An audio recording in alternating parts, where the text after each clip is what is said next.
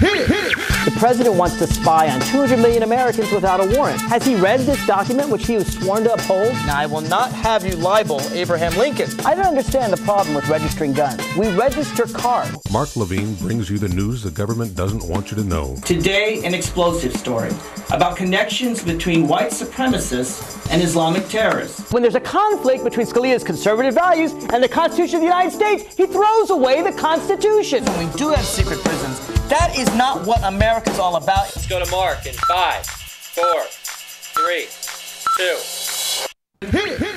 2. Good evening. Welcome to the Inside Scoop. My name's Garland Nixon, and you may have noticed, or you may not have noticed, but I'm not Mark Levine. Mark is out and about, and I'm here with my good Republican friend, Matt Robbins. For those of you who don't know, I am a proud left-leaning progressive Democrat. And Matt is a proud right-leaning, what would you call yourself? Recovering Republican. Recovering Republican. Okay. Right. I imagine it's going to take some recovering after the last few months you guys have had. Well. But we've got big things to talk about. We got fiscal cliffs we're going to need to, I guess we'll, but before it's all in, both parties will be kind of standing at the bottom of the fiscal cliff with, you know, like Wile E. Coyote would have the little umbrella just before a boulder crushed him. I think we'll all end up there. God forbid. But at any rate, so we have important things to talk about. And we're right here on the Inside Scoop. We're going to try to, you know, we can't fill Mark's shoes. That's true. But we're just going to try to stand in for him for a little while. Or be as loud as Mark. Yeah, well, you certainly don't want to do that. And I don't have my little pocket. I was wondering. Pocket Constitution. I was wondering, Garland. I always snatch it out of Mark's throw hands. it in the air, at least once per show. And just to let you know, if you want to catch me on... If you want to catch me, oh my gosh, if you want to catch me on this show, but if you want to catch me on the radio, every Friday from 5 to 6 p.m. on WPFW 89.3 FM, I do a show called News View.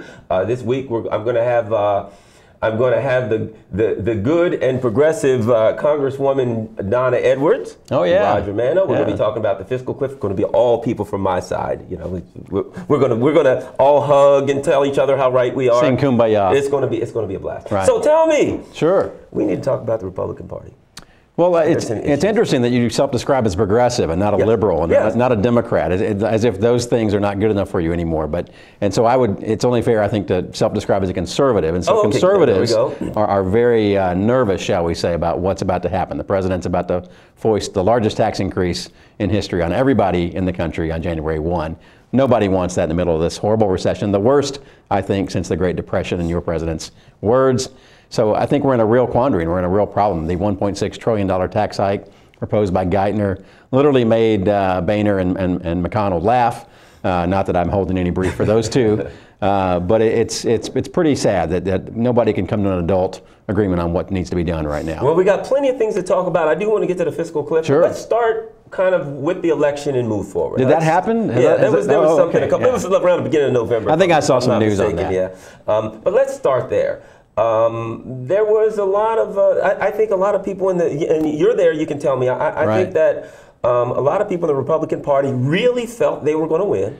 There was a lot of delusion. They were stunned when they didn't win. Tell me, where were you before the election? How did you feel? How did you see it coming up? And were you surprised? Were you one of the ones that were surprised? And where were you? Sure. And we were together on election night. The Raucous Caucus kindly had me as a guest, and I made some predictions that I hope have been erased from digital archives. No, we play them every week. Excellent. No, I got caught up in it at the end, along with George Will and Michael Barone and a lot of really smarter people than myself. I will qualify and say that American Majority, the small nonprofit that I run that trains conservative, credible, competent candidates, we never really bought in anybody. Wait a minute, there are such things? There are such things, but our focus is not federal. Oh, okay. Our focus is school board, mayor, city council. We really train down ballot people in their communities. It's important stuff. Sort of like community organizing, if you bear with me.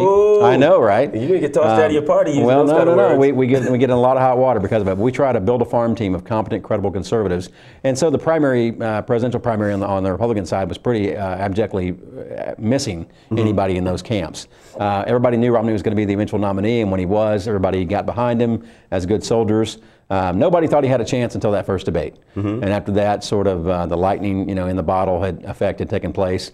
And so I think, again, a lot of really intelligent analysts, and I guess some really skewed polling, on the Republican side got everybody carried away, and so I was surprised along with everyone else. It's funny because polling, as a person, I'm a progressive, but I don't trust polling that much. And I said that I went on Fox News, a couple seems days mysterious, doesn't beforehand, and I said I don't trust polling as much anymore, right? Because we've got issues of young people who carry cell phones, right? People don't have home phones anymore. How you contact they don't people, even talk on the phone anymore. They talk on social media. Yes, so how only you contact people, I think it's difficult. Even a number of the states, such as several of the states where the president was maybe 1 point ahead according to the polls, and then he won by 6 or 7 points. Well, and I have to say, as somebody who teaches and has done this for years now, who teaches campaign nuts and bolts, hats off, kudos to the president. He ran a textbook perfect campaign in 2008. He actually improved upon that perfect textbook campaign in 2012. The turnout among youth, the turnout among minorities, the turnout among all of his base members, phenomenally off the charts. Well, you know what's funny about that? What's funny about that is when we talk about all of the newfangled ways in the social media and all of the things that we shoe use, leather and elbow grease. Yeah, to win. And Karl Rove and his hundreds and hundreds of millions of dollars. More commercials, more commercials. When it came down to it, Karl Rove was the single biggest loser in this campaign. Oh yeah, he was. The single biggest loser. Mitt Romney kind of had a bad day too, but he did. But when it came down to it, that's it. It was shoe leather. It was getting your base to the polls. It was a layered approach. I mean, you don't win any war with an air war or a ground war on their own. You have to layer the two together. And the Obama campaign, Organizing for America, did a wonderful job. Of course, they had the luxury of never really stopping between 2008 and 2012, whereas our nominee, or the Republican nominee, only started in late summer, setting up offices, reaching out to different groups and different blocks of voters. But again, I can't take anything away. It was a magnificent effort. And certainly the president always has, any incumbent has a certain number of natural advantages. Yes. I think helps to fly that big plane around. Yeah, I wish I could get that. That's cool, Air Force One. If you're listening out there, President, Air Force One, if you got an extra seat, I'll probably be, in the back serving, Haagen-Dazs or something. But I'll take it. I'll go for a ride. I think the primaries. Yes. I think that the Republicans. Seems like a million years ago, doesn't it? Because I want to really get back into I want to talk about what happened. We need a postmortem. We need an autopsy. And I think, and talk about the future. The Republicans beat the living crap out of each other. They did. Actually, I do a lot of going Fox News fairly regularly, and one of the things a question I'll never forget. They asked me a question about the president going negative early, and I said, well, this is just kind of like a 440 relay, and you take the baton from the guy running behind you. Newt Gingrich and these guys are pummeling this guy mercilessly about Bain Capital. And the president just said, "Hey, sounds like a good idea." Basically, all he had to do was take their advertisements and just put, "My name is Barack Obama, and I approve of this message behind it." Well, during one of the worst recessions in history, and during one of the times with the highest unemployment, the Republicans chose Richie Rich. They chose the worst possible, minted, multimillionaire candidate with sort of a 10-year. But the next question, and again, we'll get back to the primaries.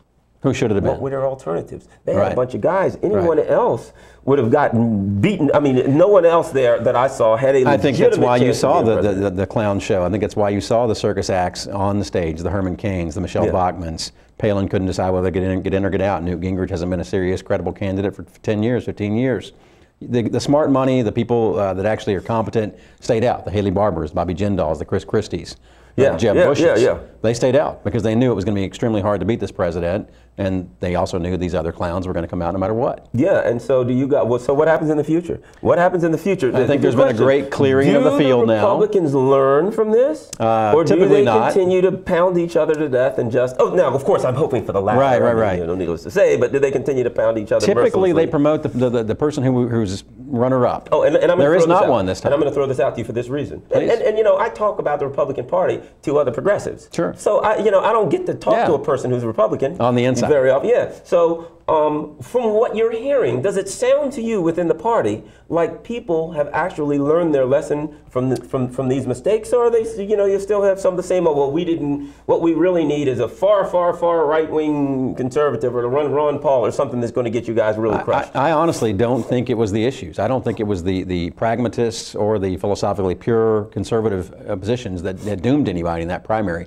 I think execution. I think the difference in campaigning and governing are very different things. And I think had you had a competent candidate, a Bobby Jindal, a Haley Barbour, somebody like this who had come in, regardless of their beliefs, if they had executed a proper primary campaign. I mean, it was like, what was it? Every week there was a different front runner in that primary. I mean, nobody knew how to really drown out the others, and nobody knew an effective messaging or communication strategy. I don't think, some in the party, some in the grassroots, and that's who I deal with the most, are going to scream and cry for a more conservative candidate, and you may get that. You may get that in a Rand Paul. I'd be excited to see that candidate. I'd be excited to see somebody talking about economics in the way Rand Paul does. That's the issue right now. I probably would be too. I'd be pretty happy. Tell me why. Tell me why. Rand Paul, because I think he's too far out of the mainstream. Number one, 2 reasons, and this is critical. And I have a friend who wrote a book, Alan.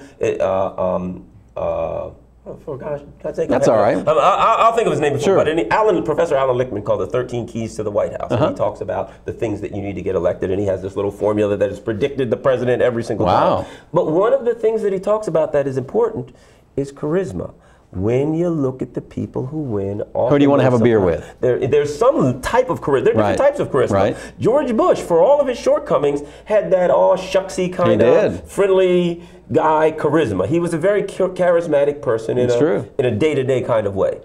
Clearly, Barack Obama is very charismatic. Yeah. Ronald Reagan, Bill Clinton. Nice guys. If you want to win, you're going to have to put somebody out there who, when they walk in the room, everybody wants to walk over and talk to them, no matter what. Yeah. And so I think part of it is, if you look at when you start looking at Jindal, this guy has the charisma of, He's a brilliant guy. Yeah, he's a wonk. He may very well be, but he has the charisma of a bag of ice. Now, Haley Barbour's got bags of charisma. Yeah, I mean, boatloads. Yeah, but I don't think he's. He won't. I don't see. Yeah, he's not going to run. He's. But you said there were 2 things. You named what was the other thing? You said you had 2 things. But okay, well that's all right. I mean, you're a progressive. It's okay. History doesn't matter. When I come to meet Rick Perry and I, once we get past 1 or 2 things, either the second. Nicely done. At least Rick Perry gets to the third. Nicely done. I only made it. Nicely done. But yeah, I think there's going to be you're going to see a real cleared field. It's going to be wide open for whomever wants to do it. Chris Christie's at the top of the heap right now. Jindal's distancing himself from the Romney camp pretty quickly. But I think Rand represents a real strain of young people, and they are not your typical conservatives. These are libertarians. A lot of these would self-describe as liberals who want marijuana legalization, who want a government to get out of their lives economically, every way possible. Regulatorily, is that a word? Regulatorily? It works for me. They want government out of their life, and they don't understand why the Republican Party that has given lip service to this concept has not executed it. Yeah, I think the Republican Party has a number of obstacles, but one of the largest obstacles I think a number of the largest obstacles lies within the Republican Party. Could be. With you guys getting, your situation together and figuring out exactly what you want to do so you get some unity. My name's Garland Nixon. I'm here for Mark Levine. We're going to take a break for a couple minutes. We'll be right back. I'm here with Matt Robbins. We're having a blast. See you in a few.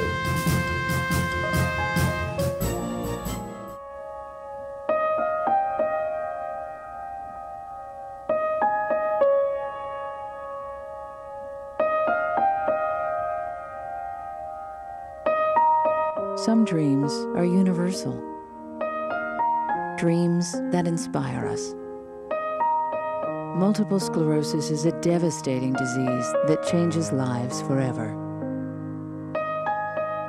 The National MS Society does more for people with MS than any organization in the world. But we can't do it alone. To get involved, visit us online at nationalmssociety.org. or call 1-800-FIGHT-MS. This is why we're here.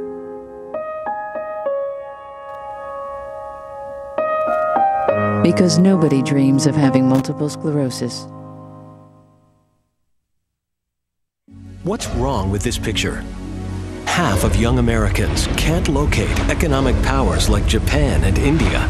20% can't even find the Pacific Ocean.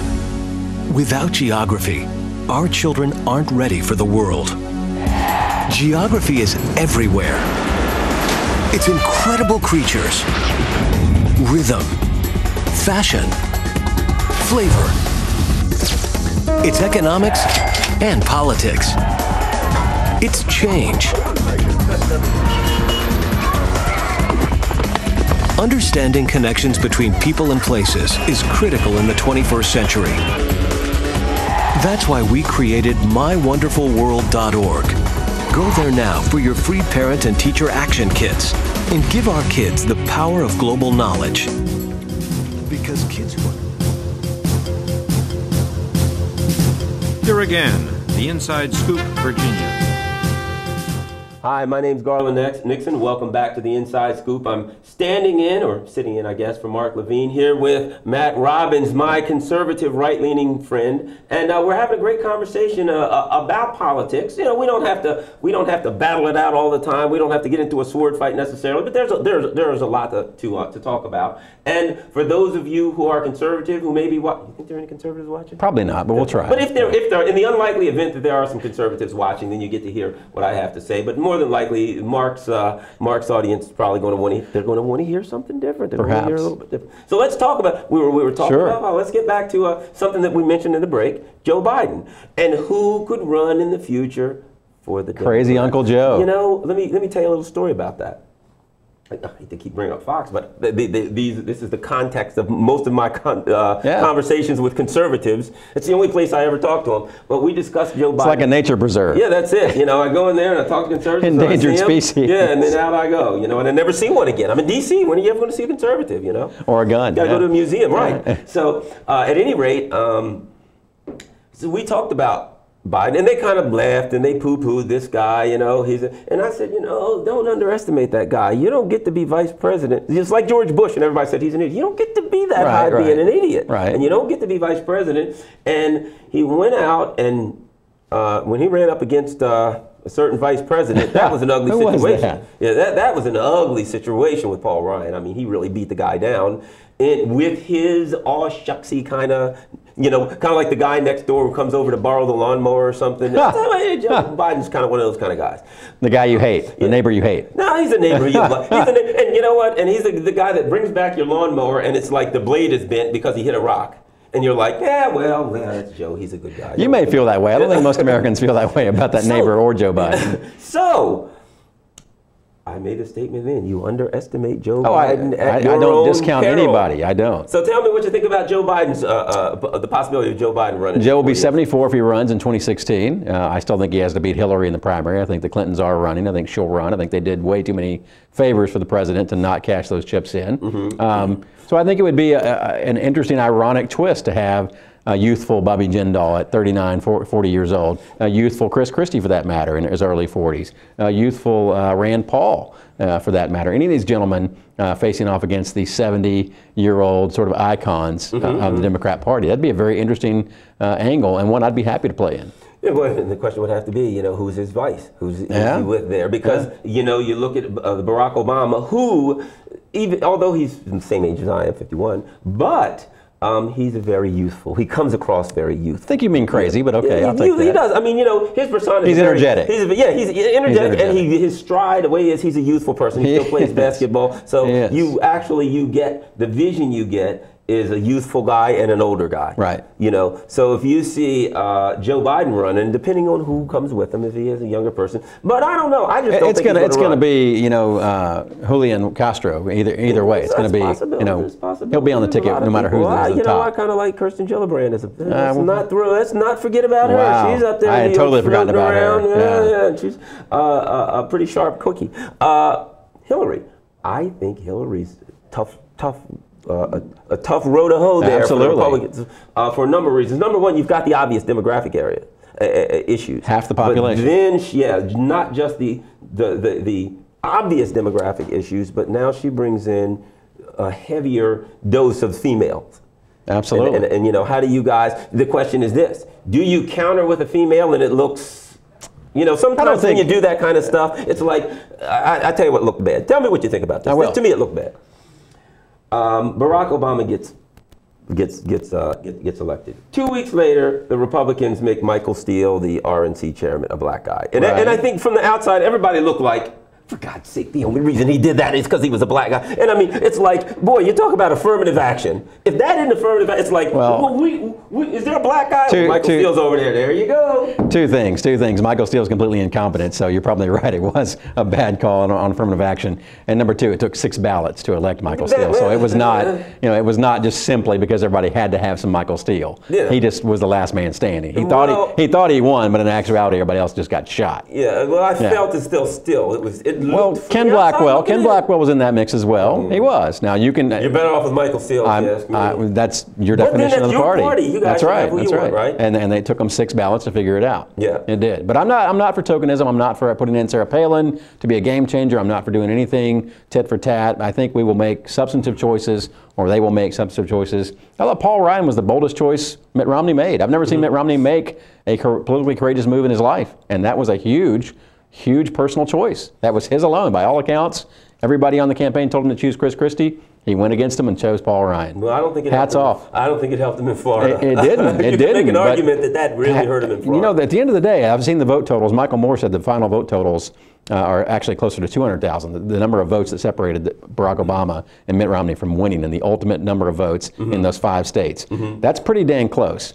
If he got all that close with Paul Ryan, had they become president and vice president, you would have had a very bold, very different budgetary direction for the United States of America in the next 4, possibly 8 years. That's a big, courageous political conviction. That is. Whew. It is. Yeah, you dodged a bullet. Yeah, you did. Like, you did. Yeah, I mean. But now we've got all these, great Obama programs. That's it, man. And costs. The wind sales and costs. Yeah, the costs are at our sales. Things are looking up for me. Yeah, I'm a firm believer, though, that to some extent you really have to think about who's going to bring you votes. I think you have to weigh it when a president has to weigh who he's taking with, can they bring me some states? To a degree. Because, let's face it, you get Joe Biden, you're not losing Pennsylvania. Right. You're never going to lose Pennsylvania. You're not going to lose Pennsylvania anyway. I mean, it's a fool's errand for Republicans every single cycle. True. It's been that way for 12, 16 years now. And I think of Joe Biden, because he's the kind of, everyday kind of blue-collar kind of guy. Yeah. He helps you in Ohio. He helps you in certain states. I'm a believer that you have to weigh things. You look at the guy, but you have to look at what this person brings you, whether it's demographically or whether it's But again, when at the time of the selection of Paul Ryan, there was talk of Michigan being in play because of the Romney name. There was talk of Wisconsin. And we've worked a lot. American majority of my nonprofits worked a lot in Wisconsin over the last 2.5 years around Governor Walker's efforts. And we've seen a very different Wisconsin emerge. You can't deny what's happened there in the past few years against unions. So there were some very calculated gambles and very bold risks that were taken by Mitt Romney. I applaud that. I do. Well, I say like this. Who else was he going to choose? Yeah, here's the way I look at it. And I'm not much of a Ryan fan being on the left for obvious reasons. But I will say this about him. You don't like those abs? No. Oh, gosh.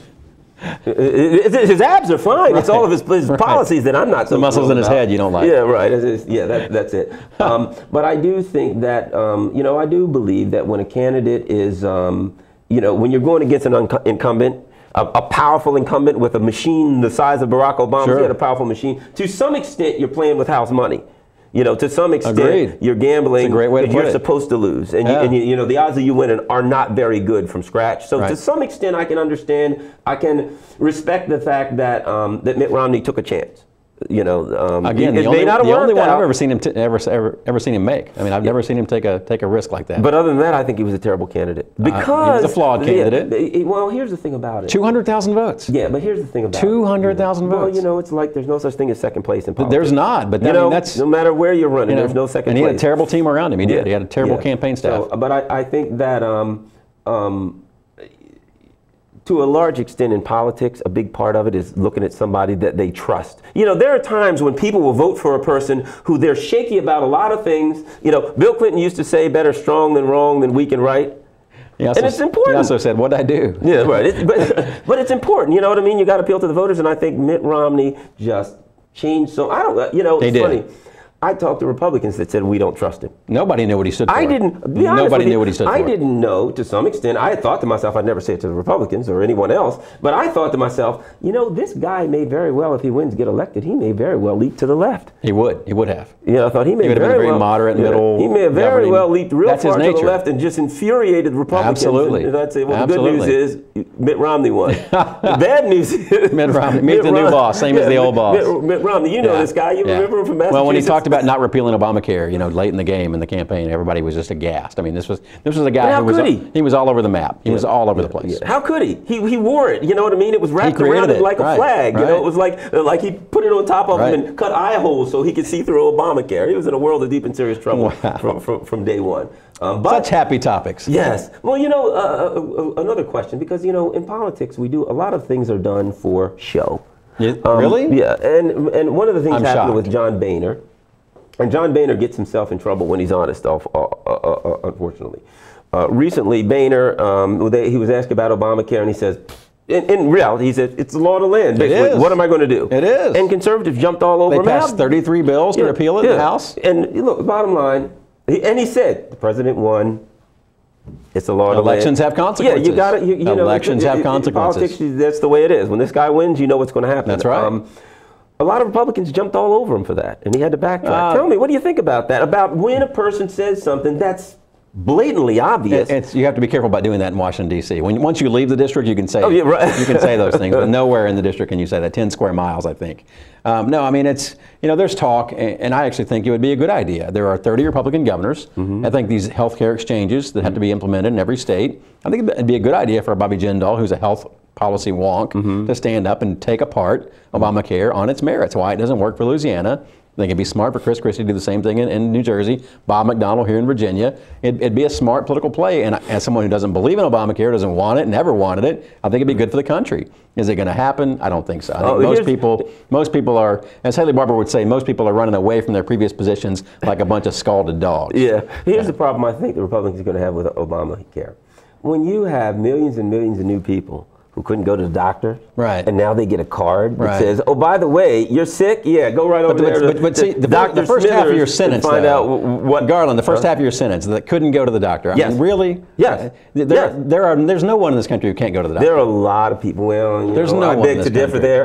It's an honest disagreement. There are a lot of people. If you have no legitimate health care coverage of any type, then your options are few and far between. They are few, but you don't have money. You can walk into a practice, and you can walk into an emergency clinic, and you can walk into an emergency room. Well, you know, here's the thing about I see it. I've been to the doctor a lot this year. Yeah, here's the thing about an emergency clinic. If you're having headaches, it doesn't make sense economically. I agree. Right. You're having headaches. Right. Well, you're having headaches because you've got high blood pressure. Right. Emergency clinics they're not really going to do much for you, and you're not going to get high blood pressure medicine from the emergency room. So for the I'm not saying one size fits all. Right. But I am very encouraged. Have you seen these minute clinics springing up at CVS's and all these Rite Aids? Those are wonderful. Nurse practitioners right on the premise, being able to address a lot of those issues you're talking about. So please don't tell me that there's no recourse for these people. There may be, but when the recourse is they now have health care coverage and they didn't have it before. The camel's nose is under the tent. That's it. You're not going to get it. You know, I mean, it's like being a little bit pregnant, right?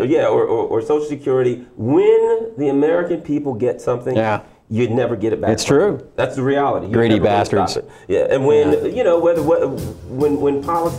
significant policies are put in place, it's hard to undo them. It's very hard. Well, my name's Garland Nixon. Matt Robbins and I are here. We're having a wonderful conversation about politics. Mostly he's wrong and I'm right. I'm sure you've noticed that by now. But we're standing in for Mark here at the Inside Scoop. We'll be back. We're going to take about 2 minutes. And we're going to come right back and have some more fun and maybe learn a little something else. I need a job. Necesito trabajo. I would like to speak English better. Me gustaría hablar inglés mejor. I want to be a U.S. citizen. Quisiera ser ciudadano de los Estados Unidos. For over 35 years, por más de 35 años, the Hispanic Committee of Virginia has been serving our community. El Comité Hispano de Virginia ha estado sirviendo a nuestra comunidad. Job training and placement, capacitación, ayuda para conseguir trabajo, education for children and adults, educación para niños y adultos, immigration, naturalization, and medical referrals, ayuda para los procesos de inmigración y naturalización y orientación sobre médicos, are a small part of what we do. Son solo una pequeña parte de lo que hacemos. For help, information, or to volunteer, para ayuda, información o para ofrecerse como voluntario, contact the Hispanic Committee of Virginia. Comuníquese con el Comité Hispano de Virginia, helping everyone participate more fully in American society. Ayudando a todos a participar plenamente en la sociedad norteamericana.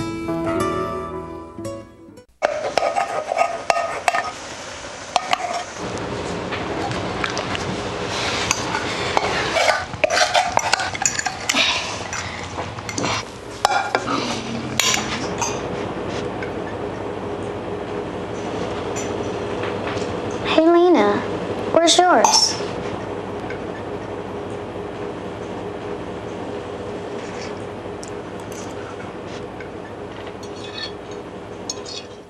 Would you notice if you were missing half your kidney function? According to the National Kidney Foundation, 20 million people have chronic kidney disease, and 20 million more may be at risk and not even know it. Anyone with high blood pressure, diabetes, or family history of chronic kidney disease is at risk. Early diagnosis is vitally important. To get the whole story, talk to your doctor and visit the National Kidney Foundation at kidney.org or call for a free brochure. Because when it comes to chronic kidney disease, you might not know the Inside Scoop, Virginia. And I'm standing in for, or sitting in rather, for Mark Levine, and I'm here with Matt Robbins, and we're having a spirited conversation about politics here, and you know, some of it's fairly obvious, and some of it is our own, I think, nuanced, fresh perspectives. What do you think? So let's talk about a little bit about in the break. You know, we have all of our big talks during the break. You know, you guys just catch the sliver of it when we're on. It's when the knives come out. Yeah, but so the Obama presidency, there's maybe a few differences of opinion between the right and left about the Obama presidency. And one of the terms that I like to use when I discuss the Republicans' perspective is post hoc ergo propter hoc. You ever heard that term? Yes. Yes. Afterwards, therefore, because of a logical fallacy. Yes. It goes like this: the rooster crowed, then the sun came up. So the sun must have come up because the rooster crowed. Right. Barack Obama became president. We've got high unemployment, so we must have high unemployment because Barack Obama's president. Well, let me throw some reality in there, and then I'll give it to you. Right? Yeah.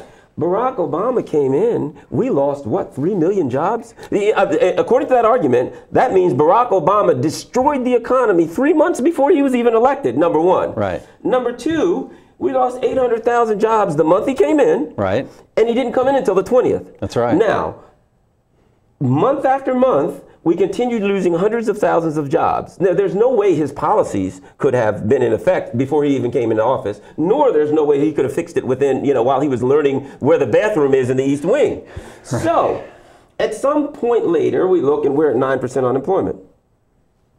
Maybe it's just me. I mean, reported unemployment. But I'm guessing that it started before Barack Obama, and if hundreds of thousands of jobs are leaking out and you're trying to stop it, at some point you're probably going to have high unemployment, and it's not your fault. So let me finish this, and then I'll give you the whole thing. So my understanding then is the Republicans transitioned from, oh, well, darn, you're right, it's not his fault that all people lost jobs. I know. He didn't fix it fast enough. Which, of course, is very arbitrary because it took. I'm sorry. Who said it would be a 3-year proposition? Or who said that? Well, he may have said it. Who was that? He may have said it. Right. I may say I can climb over. I can fly to the moon. That doesn't mean I can do it. And that doesn't mean that I'm wrong because I didn't. Okay. So what happens? So the bleeding stops. Right. And the patient's saved. Right, and the Republicans are looking for an argument. He didn't fix it fast enough, which is subjective because it took, FDR, 15 years. For God's sake, he had to have a giant... Little different situation. He had to have a giant government stimulus program called World War II before he saved it. Little different situation. Yeah. So, is it reasonable to expect that you would fix the worst recession since 1929 in 3 years? Well, I don't think it was a reasonable. I'll finish up by saying this. Yeah. I don't think that's a reasonable. So candidate Obama should have never said that. Or reasonable. Well, he shouldn't have. I agree. He should have never said that. Right. Two things, and I will hand the floor to you. Number one, I don't think it's reasonable to expect that he would have been able to fix it in 3.5 years. And I think the argument, are we better off 4 years later than we were? Well, if I walk in the door and we're losing 800,000 jobs a month, and 4 years later we're actually gaining jobs, even if we're only losing 799,000 jobs a month, we're better off. But we're actually gaining jobs. My opinion is when he made that, he set Obama up to say, you better believe we're far better off than we were. We were sliding off a cliff, and now we're chugging along trying to. So let's hear your side. First of all, I don't think 23 million Americans at last count, reported unemployed Americans, including those 99ers and everyone else, I don't think they would agree with you that they're better off now than they were before. And you use a Latin phrase. I won't use Latin. I don't know Latin. I know that phrase. But I'll use a phrase used by a very pretty popular Democrat president called "the buck stops here," and that was Harry Truman, of course, who famously said, "I'm the one that gets pinned for all the decisions that come out of this White House." This president's been a tremendous sort of whiner in chief. This president's been a pointer and an accuser, pointed backwards in history. You can make all the arguments you want. You can talk about the numbers if you want to. Barack Obama's budgets, his official White House administration budgets, they take credit for some of the Bush programs that were still going on in 2009. So they want to have it both ways. Both parties play this game. I get that. The fact of the matter is, unemployment has been underreported for about 2.5, almost 3 years now. It's probably closer to 15% if you listen to Morton Zuckerberg or Kudlow or anybody else who actually talks to business people, actually understands the economy. I think real sober economists will give you this. I'd say it's been underreported for about 30 years. Yeah, and you can go back to Carter's misery index and talk about people in prison, people who are underemployed, people who are only partially employed, and it's a tragedy. Every American who wants a job should have one. That was the Clinton-Gore position. Now, wait a minute. That was the Clinton-Gore position. That's the conservative position, period. That has not been the position of this government. 47 million people on food stamps, EBT plastic flying out like credit cards everywhere across the country, people being rewarded week after week, month after month, more and more government assistance. That's not the incentive. It's not the way to go about motivating people. And this new Obamacare that's coming in, the regulatory nightmare that's already got people like Warren Buffett, already got people talking in private firms. The owner of U-Haul has talked about how he's going to have workers do, and Starbucks is going to do the same thing. They're going to have more part-time employees than ever because they can't meet the threshold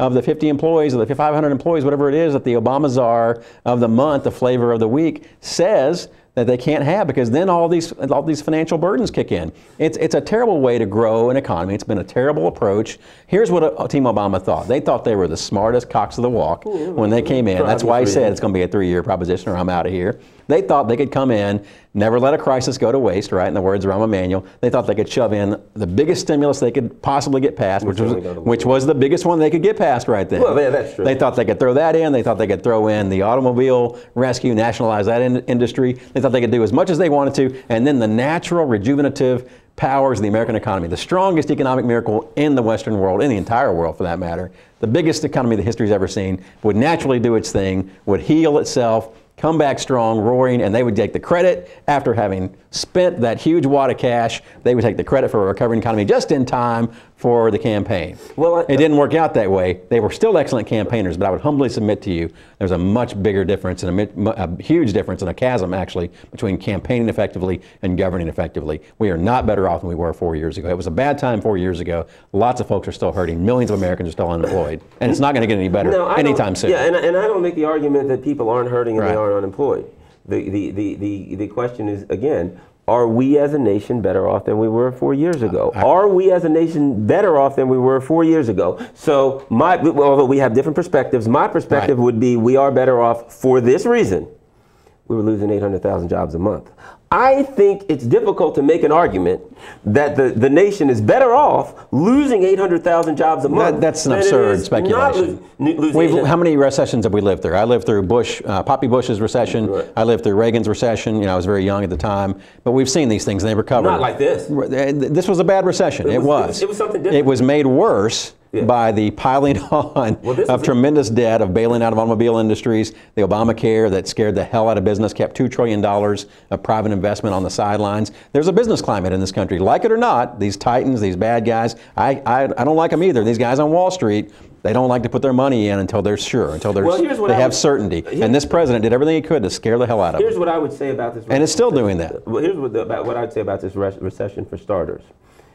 This isn't like the other recessions for this reason.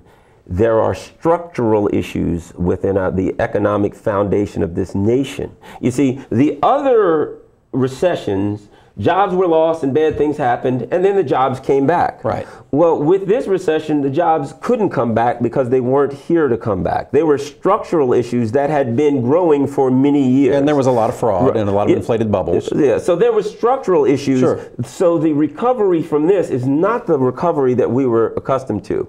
How come the smartest people in the room, how come Team Obama, during their campaign, who were supposed to know all this, how come they didn't talk this honestly back then? Well, I don't know. To be honest with you, I can't answer for them. Right. But I think it's obvious to everyone that one of the things they talked about was we're going to need, green. People talked about green jobs. Yes, What did people talk about? we're going to need a new way to create jobs because our economy has changed. During Reagan, during globalization is not new, though, but it's not. Our economy has drastically changed. So I think in some sectors, I think whoever became president, whether it was Bush or whether it was McCain or whether it was Obama, they were going to be facing a new animal that no president had faced before, and the traditional ways of working on the patient were not going to work. That's a fascinating perspective. I can tell you, from the folks that I deal with, from the grassroots Tea Party types, all the way up to the small business owners, and up to some of these Wall Street guys we all love to hate.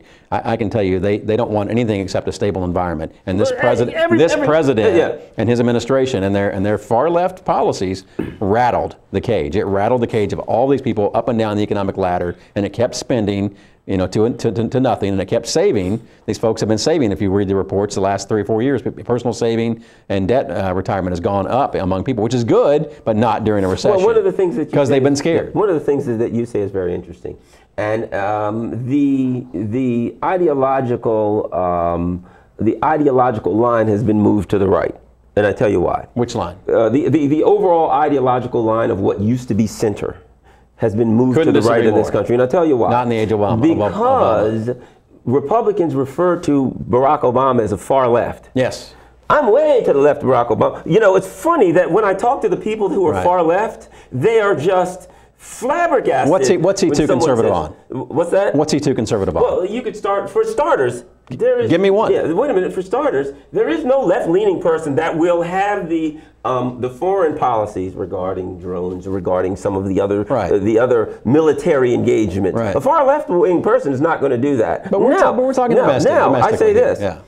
Overall, we tend to paint a person with a broad brush. This guy's all the way to the left and this guy's all the way to the right. When in fact, there are many people, take Joe Lieberman. Sure. Joe Lieberman is to the right on foreign policy, to the left on domestic policy. Well, Nixon always said there should be two presidents, one foreign policy president, one domestic president. And there are any number of politicians who, there's me, I'm center somewhere and I'm far left in a lot of ways. So I say those who are painting Barack Obama as a far lefty are missing the boat. There are areas, let me say this, I think we can automobile nationalization didn't take place. Obamacare didn't take place. Student loan nationalization didn't take place. The DREAM Act, basically, by edict, didn't take place. Gay marriage has not been brilliant work on my add. These are far left positions. I don't think you can argue with that. So this is what I'm telling you. When the line you say has been moved to the right, let me tell you why I say they're not far left positions. Look at the polls. Now, if they're far left positions, then we live in a far left nation because the polls overwhelming. Now, what do the polls say? The majority of Americans are in favor of gay marriage. It's gone down to defeat in every state where it's been voted on until this cycle. I was about to say. Until this cycle. First cycle. I'm pretty much talking about this cycle. 33 states, I think, before this. The issues that you say, such as gay marriage, the issues that you're discussing, the polls say the majority of Americans are in favor of the majority of Americans are not for the DREAM Act. The majority of Americans, they are not for the automobile bailout. 67% of Americans, in many polls, all of the polls were over 60%, were in favor of raising tax rates for the wealthy. So here's the point I make. That's a crafty way of pitching the message. Here's the point I make as we drift out. The point I make is if the majority of Americans agree on something, then it's not an extreme policy. But at any rate, what's going to be extreme is we're going to be extremely out of here in about 10 seconds. That's right. And we'll be right back in 2 minutes. Matt Robbins, Darla Nixon, we're having a good time talking politics. Saving for retirement might be easy for some folks, but for others, it might take a little more work. And for those who haven't started, there are still things you can do to catch up. Oh, that is good news. Like getting out from underneath past debt. And don't get wrapped up with high-interest credit cards. Get you some eyes. Be diversified with your investments. Don't put all your eggs in one basket. Your financial goals are not out of reach. The choice is clear. For a happy ending, choose to save. Everyone with alcohol and drug addiction is in the same boat.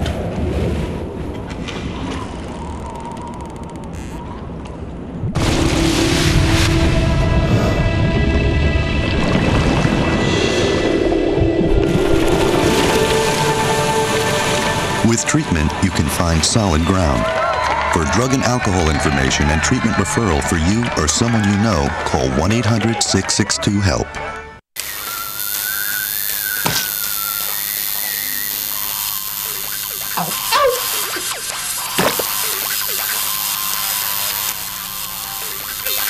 Dude, are you sure you want this tattoo? Because just do it.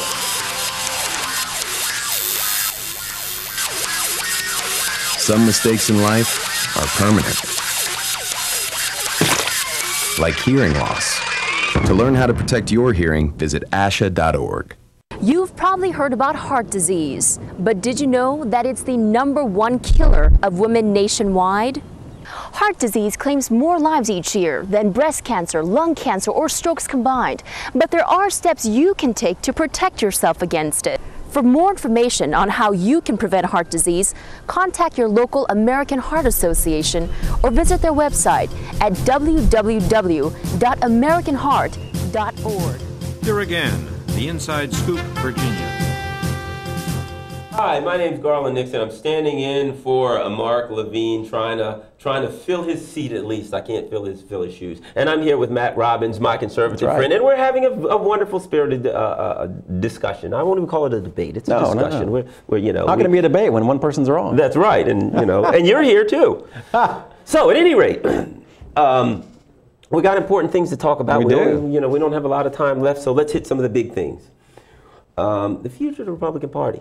Important. I don't get to ask Republicans. I know we're doing a lot, but I don't get to talk to many Republicans. I find it fascinating how progressives are so wrapped around the axle on what's going to happen to Republicans. Yeah, well, you turn on MSNBC and it's all Republicans all the time. It's hilarious. Well, you know what? And I'll tell you, I've had this happen to me in my life. I've had it where I've talked to somebody who practically never got an opportunity to sit down and talk to a black person, and so they'd ask me all these questions about what do black people think about this or that, because they never got to talk to one much. And hey, here's a black guy. I'll ask him. He might know. I'll be the ambassador tonight. You're the international ambassador today for Republicanism. Question about. Let me throw this out there. There's some.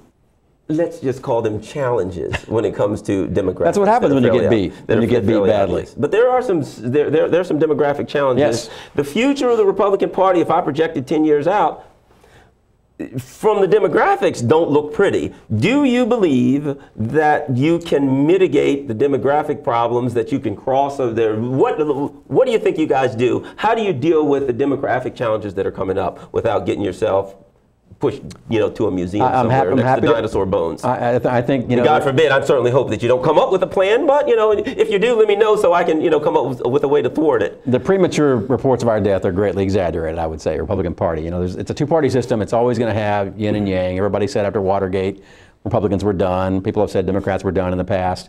I'm proud to say, I was on the Bush-Cheney re-election effort in 2004. 44% of the Latin vote, the Hispanic vote, was obtained in that campaign. I don't know the exact numbers that we finished with McCain Palin. I was on that one too. But this was a dismal showing. My friend out in Los Angeles running a district attorney's race in the city there placed 9 points above Mitt Romney in Hispanics and independents and women in one city. Los Angeles, not exactly a conservative bastion. So there's lots of hope. There's lots of ways to do this properly. My job at American Majority, what we spend our time doing at our nonprofit, is teaching people how to present the views, the conservative views, in a way that makes sense to everybody. We don't go by color, we don't go by creed, we don't go by gender. Everybody wants prosperity. Everybody wants to make a living. Everybody wants to put bread on the table. Everybody wants to have better schools. Everybody wants to have less traffic. Everybody wants these same things. They want to talk about economics and the path to that. Did we have a flawed candidate? Yes. Did we have a terrible campaign team? Yes, we did. Did we have, as I said earlier, a campaign that was textbook perfect and improved upon in 2012 with Organizing for America? Yes. I do not believe demographics is destiny. I do not believe that young Americans are any more prone to become liberal or conservative than anyone else. It's who reaches them, who meets them and speaks to them where they live and breathe, who presents a compelling vision. One of the largest youth movements we've ever seen in modern history was Ronald Reagan in 1980. He attracted young people like never before because they saw an inspirational, albeit older, American who was promising them a city on a hill. You've got to find that sweet spot again. Here's the next issue. If Ronald Reagan had gotten the same numbers with the same demographics that he has today, he'd have lost pretty bad. Yeah, the country has changed. Let me. But that's not an automatic, in your column every single time. And Ronald Reagan, because ultimately, here's what I believe, and I think this is where oftentimes Republicans miss the boat on this whole thing, because it's always really about policy. Let me give you an example. George Bush did pretty darn well, didn't he, with Latinos? He did well with Latinos. 44%. Right now, you win. Not so well with his base. Now, But well, we could make an argument. Some of us would say he didn't win, but he became president anyway, right? Whatever the case, it's water under the bridge now. He certainly got enough votes to become president, however that may have happened. But ultimately, I believe he got, what did George Bush do? George Bush actually introduced or worked to introduce legislation that would have created a path to citizenship. And got pilloried for it. Right. George Bush actually... John McCain was part of that. So when it came down to it, why did he get the Latino vote? It wasn't because they thought he was a nice guy. It was ultimately, it was policy-based. When Latinos... Well, he was talking about these things in very realistic terms. He wasn't just talking about them. Right. But, but this was a thread that went through his Texas governorship all the way through his presidency. Right. And so that's where it didn't just spring up in 2004. That's where I go in the other direction as the Republicans and a lot of conservatives. Because I don't think it would matter what he talked about. I think ultimately he got votes because he supported policies that Latinos felt were in their best interest. I don't think you have to pander. I don't. I think as long as you're speaking to people and engaging them, whether it's in their own language or whether it's in their own community or whether it's in ways that are sustained over, I mean, he was governor in '94 and went all the way through his second term of presidency talking to Latinos. That's a real conversation. That's one that we did not do this time. That's not one we did not do to African Americans either this cycle or last. It's one we can't afford to ignore. Well, you have to talk to all Americans, wherever they are. There's that word pander, which is thrown out there a lot. Absolutely. I make the point that George Bush didn't pander. He actually he did believe that was the best way to do it. He did. To introduce substantive the party didn't agree with him. Policy. Right. The party didn't agree, but he said, hey, Latinos, this is something that I want to do, and it's policy and it's substantive. But he didn't try to explain to them why he didn't pull that out of thin air in 2004. But he didn't try to explain to them why some other policy would help benefit them. Right. He put forth a policy. Oh, no. He talked about prosperity and economics quite a bit. He did. He talked about values. He talked about money. He talked about all these things. And then he laid something on the table that they could agree with. It's real policy. It's comprehensive. So now that comes back to the issue that I think ultimately. Here's what I think about the Republican Party. If you have a problem, you can't fix it until you really understand what the problem is. Obviously. Right. And I think one of the problems that the Republican Party has is this. They believe that they can change their message and that people will accept the same policies that's not what I said. with the different. This is what I'm saying. This is my point. Now you can, this is what I believe about it. I believe because the Republicans traditionally say we've got to explain to people how this policy, how our policies will help them out, and it's basically this: we're not going to change any of our policies, but here's what we're going to do: we're going to tell you, this policy will really help you. Well, apparently the people don't think it'll. Well, no, it's like this. This is a 1974 Pinto. We're going to paint it and tell you it's a Maserati. It's a Butte. Yeah. It's a Pinto. Right. And I can look at it and say, sorry, pal, if somebody hits me in the back, I'm going to get blown to smithereens. It's a Pinto. And I think that's where you guys go. Nobody's arguing. Not that I'm trying to give you advice. Don't get me wrong. I'm just throwing it out Nobody's arguing to keep the same platforms from '74. If you look at every single Republican National Convention, you'll see the platform changes. Small some years, big other years. It does change. I'm not talking about Frank Lunt's buzzwords. I'm not talking about psychology. I'm talking about being real with people. I'm talking about engaging folks where they live and breathe. I can run campaigns, nonpartisan school board races, judge races that are nonpartisan, city council races. I can have people in overwhelmingly Hispanic areas like Bell, California, or Vernon, California, or in other parts of Los Angeles. I can have them vote for a Republican tomorrow. Well, because someone has presented a competent, credible candidate that's met people where they live and breathe and expressed interest in their community. Let me throw a problem out that you guys have. And even the policies would not go along with the community. Let me throw out a problem that you guys have that's unfixable. When it comes to African Americans, when it comes to we sort of knew we would lose that block. For the past two cycles. We sort of wrote that one off. It's good, wisely so, I might add. Right. But it's been that way for quite a while. People say, oh, they voted for Bush got 14%. Yeah, Bush got 14% in 2004. Right. And that's a high number. Yeah, among that community. Yeah, are you kidding? I mean, Bill Clinton got over 90%. Right. So the first black president. The Democrat. I always tell people, African Americans vote either one of two ways, either for the Democrat or against the Republican. Right. That's basically what's going to happen. African Americans, and that which brings me back to my point. Here's the issue: the Tea Party. Right. African Americans are completely put off by the Tea Party. Let me tell you this. It's something that you might not know. In the African American community, you know what's said? This is what African Americans say. The Ku Klux Klan has a new name. Come on. I'm not saying there's nothing I would say to you here. Right. Because, I think you're a wonderful guy. I'm just. That's completely unfair. I'm going to tell you what I hear. It's completely unfair. And that's what I hear, and let me tell you why.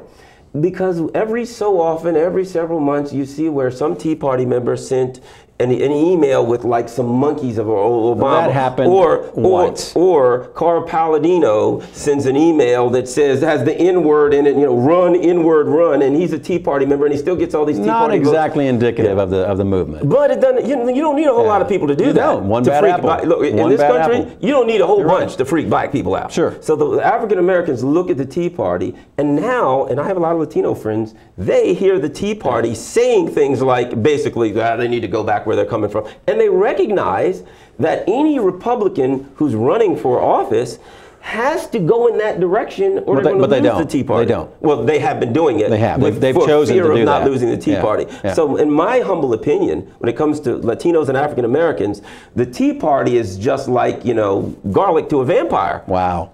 That's unfortunate because there's a lot of salt of the earth, but it's a reality. Americans of all races and all genders in that Tea Party. I've spent the last 2.5, 3 years with them. All races. I'm here to tell you, I've seen Hispanics, I've seen blacks, I've seen Asians, I've seen everybody show up at these. You may have seen it, but let's face it, what is the number? It's predominantly white. Yeah, it's predominantly white. The Tea Party.